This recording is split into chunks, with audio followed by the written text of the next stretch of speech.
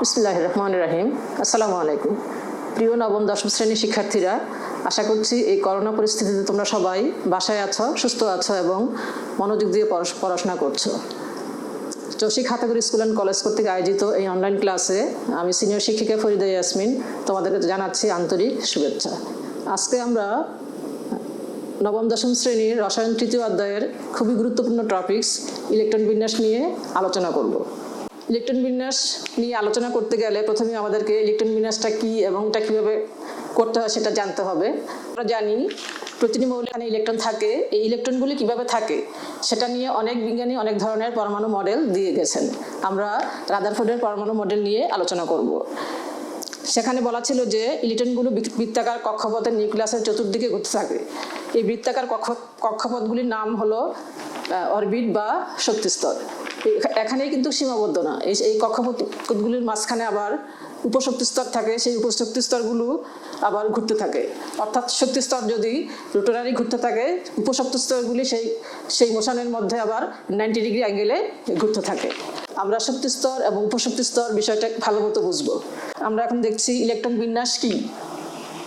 Electron বিন্যাস কি board থেকে আমরা এটা ভালো করে দেখে নেই। ইলেকট্রন বিন্যাস বিভিন্ন শক্তিস্তরে উপশক্তিস্তরে কোনো মৌলের ইলেকট্রনের ক্রমবিন্যাস বা সাজানোকে ওই মৌলের ইলেকট্রন বিন্যাস বলে। বিভিন্ন শক্তিস্তর থাকবে এবং উপশক্তিস্তর থাকবে, কোনো মৌলের ইলেকট্রনের ক্রমবিন্যাস বা সাজানোকে ওই মৌলের ইলেকট্রন বিন্যাস বলে। এগুলো 1 নম্বরটা। এবার আমরা দেখব অরবিট আর অরবিটাল কি। শক্তিস্তর বা অরবিট পরমাণুর ইলেকট্রনসমূহ যেসব নির্দিষ্ট ব্যাসার্ধের অনুমোদিত বৃত্তাকার কক্ষপথে ঘুরে সেসব কক্ষপথগুলোকে শক্তিস্তর বা অরবিট বলা হয়, যেমন KLM, N। উপশক্তিস্তর বা অরবিটাল পরমাণুর প্রতিটি শক্তিস্তরে এক বা একাধিক উপশক্তিস্তর নিয়ে গঠিত। এই উপশক্তিস্তরগুলোকে অরবিটাল বলা হয়, যেমন SPDF। ইলেকট্রন বিন্যাসটা আমরা মুছে ফেলছি। শক্তিস্তর, উপশক্তিস্তর এবং ইলেকট্রন বিন্যাস বোঝার জন্য আমরা একটা ছোট উদাহরণ দিতে পারি। যেমন একটা আমরা অদ্ভুত ধরনের বিল্ডিং এর কথা চিন্তা করি।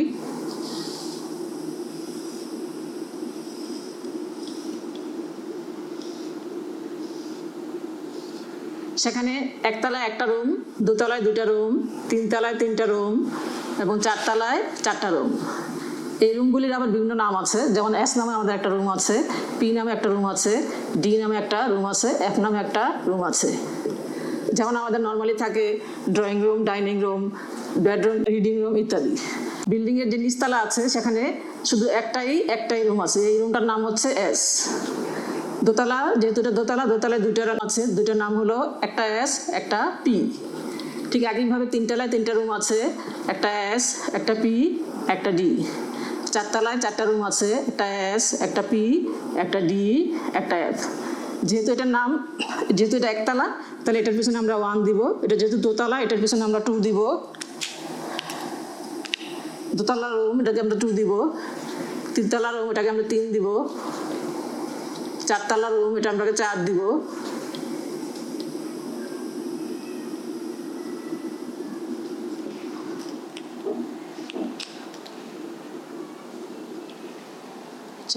SPDF।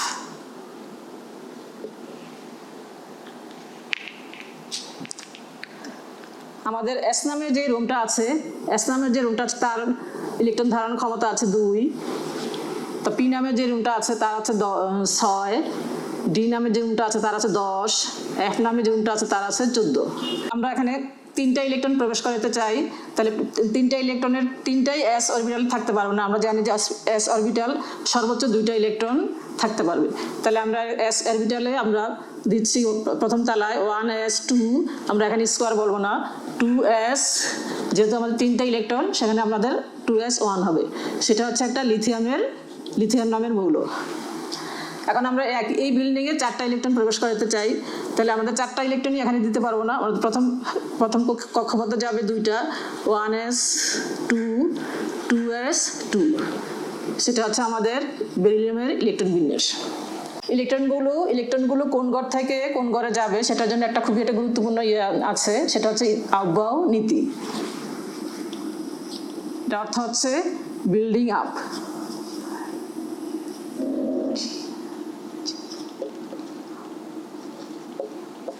আউটবাউ কথার অর্থ হচ্ছে একটা জার্মান ওয়ার্ড। বিল্ডিং আপ মানে হচ্ছে যে ইলেকট্রনগুলি আগে কম শক্তি স্তরে যাবে এবং পরে বেশি বেশি শক্তি স্তরে যাবে। তাহলে আমরা কিভাবে বুঝবো একটা অরবিটালের বা শক্তি বেশি বা কম? সেটা আমরা n+l এর মাধ্যমে নির্ণয় করতে পারি। যেমন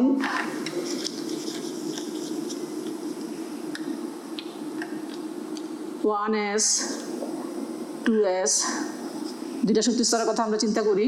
এখানে কার শক্তি বেশি আমরা কিভাবে বুঝবো? আমরা এখানে n+l এই সূত্র প্রয়োগ করে আমরা কার শক্তি বেশি সেটা খুব ইজিলি নির্ণয় করতে পারবো।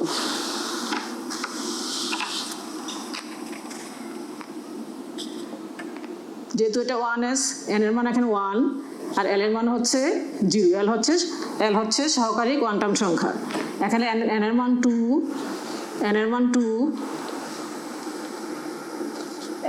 আর l হচ্ছে সহকারী কোয়ান্টাম সংখ্যা 0। তাহলে এখানে n এর মান হচ্ছে 1, এখানে n এর মান হচ্ছে 2।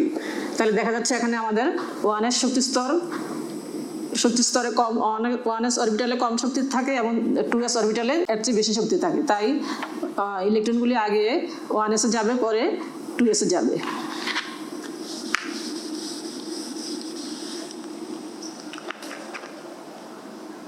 এখানে l হলো সহকারী কোয়ান্টাম সংখ্যা।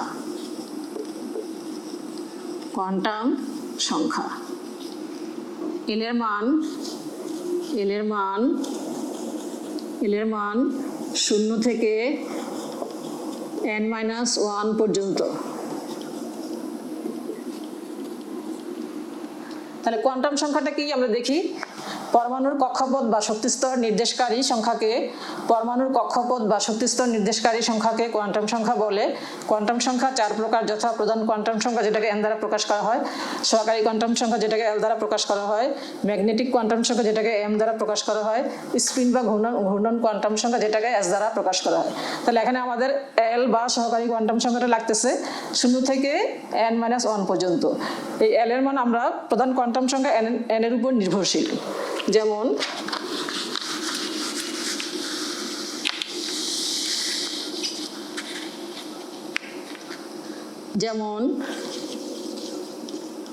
n = 3 হলে l = কি হবে? তখন l হবে 0, 1, 2 এই। এখানে 0 দিয়ে বোঝায় s অরবিটাল, 1 দিয়ে বোঝায় p অরবিটাল, 2 দিয়ে বোঝায় d অরবিটাল।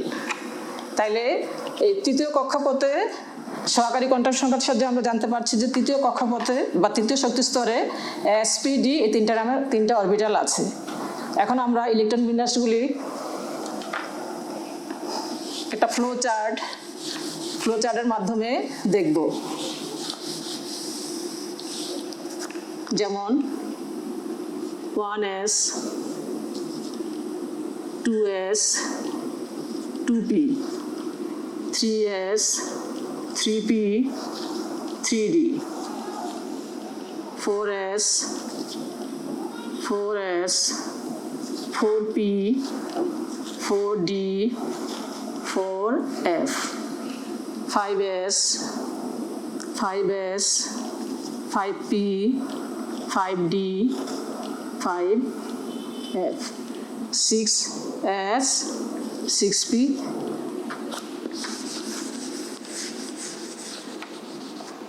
এখন ইলেকট্রনগুলি কিভাবে আবর্তিত হয় আমরা সেটা দেখাচ্ছি।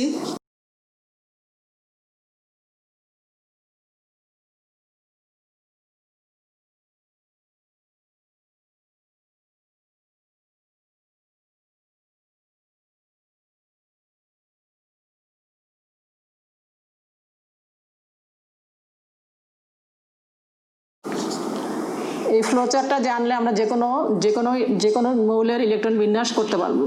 তাহলে আমরা যদি এখানে ম্যাগনেসিয়াম 12 এর ইলেকট্রন বিন্যাস করি, তাহলে আমরা দেখি 1s, 2s, 2p, 3s, 3p, তাহলে আমরা জানি এস নামের যে অরবিটালটা আছে, এস উপশক্তি স্তরটা আছে, তার সে 2টা ইলেকট্রন, তবে 2 6 7 8 9 10 11 12 2, তাহলে আমাদের এটা লাগতেছে না। একইভাবে আমরা যদি ক্লোরিন 17 করি,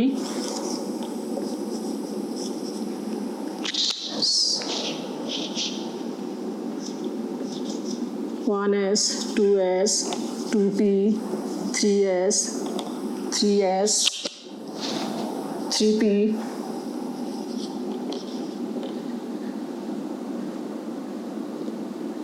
S উপশক্তি স্তরের 2টা ইলেকট্রন ধারণ ক্ষমতা আছে, এখানে 2 6 2, তাহলে আমাদের হচ্ছে এখানে কত 7 10 11 12, আর 5টা ইলেকট্রন থাকে। আমরা সেটা এই ফ্লো চার্টটা জানলে আমরা যে কোনো মৌলের ইলেকট্রন বিন্যাস করতে পারবো, 2-1টা ব্যতিক্রম ছাড়া। একটা ব্যতিক্রম একটা দেখাই দিচ্ছি।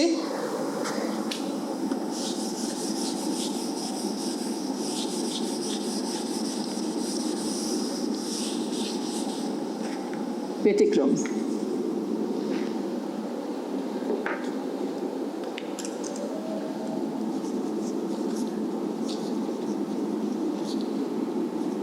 Copper 29,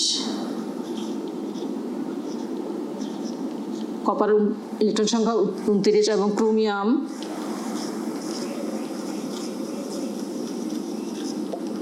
chromium 24।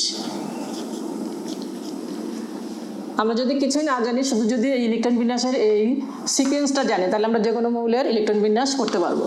তো সিকোয়েন্সটা লিখি আমরা আগে আবহাওয়া নীতি অনুসারে 1s 2s 2p 3s 3p 3p 4s 3d। এখনও লিখে ফেলি 1s 2s 2p 3s 3p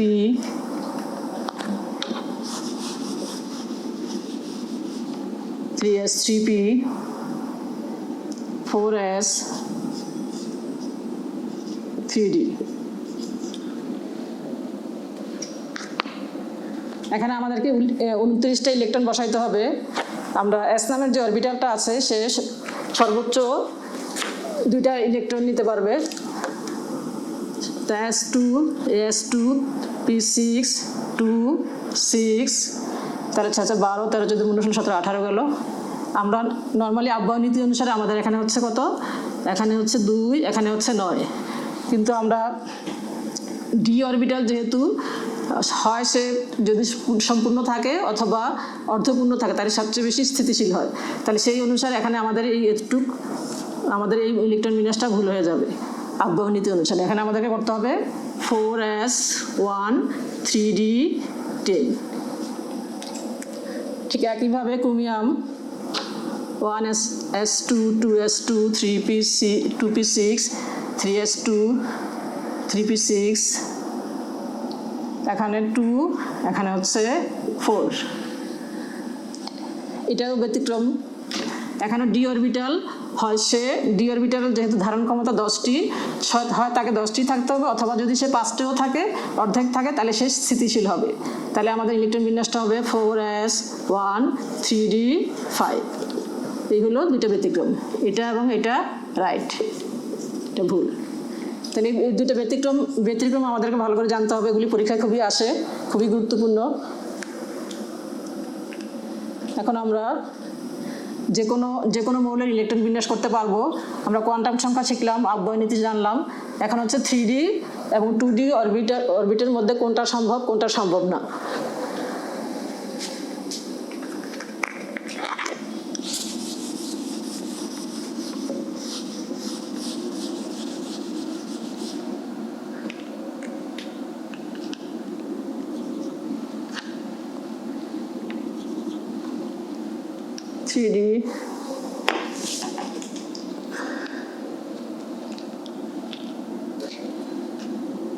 three D এবং 2D। এখানে আমরা 3D অরবিটাল এবং 2D অরবিটালের মধ্যে কোনটা সম্ভব এবং কোনটা সম্ভব না সেটা আমরা ব্যাখ্যা করব। 3D অরবিটালে এখানে n এর মান হচ্ছে 3, n এর মান হচ্ছে 3, l এর মান n হচ্ছে প্রধান কোয়ান্টাম সংখ্যা, n এর মান হচ্ছে 3, l এর মান l হচ্ছে সহকারী কোয়ান্টাম সংখ্যা, l এর মান এটা n এর উপর নির্ভর করে, তাহলে হচ্ছে 0 1 2। ঠিক একইভাবে 2d অরবিটালে এখানে n = 2, l = 0 1, তাহলে এখানে আমাদের এই 0 রিপ্রেজেন্ট করে s অরবিটাল, 1 করে p, 2 করে d, আর এখানে 0 করে s, 1 করে p। তাহলে আমরা এখান থেকে দেখতে পাচ্ছি যে যেহেতু 2d অরবিটালে d অরবিটালই নাই, হ্যাঁ, d উপশক্তি স্তরই নাই, অতএব 2d গঠন করা, 2d অরবিটাল গঠন করা সম্ভব নয়।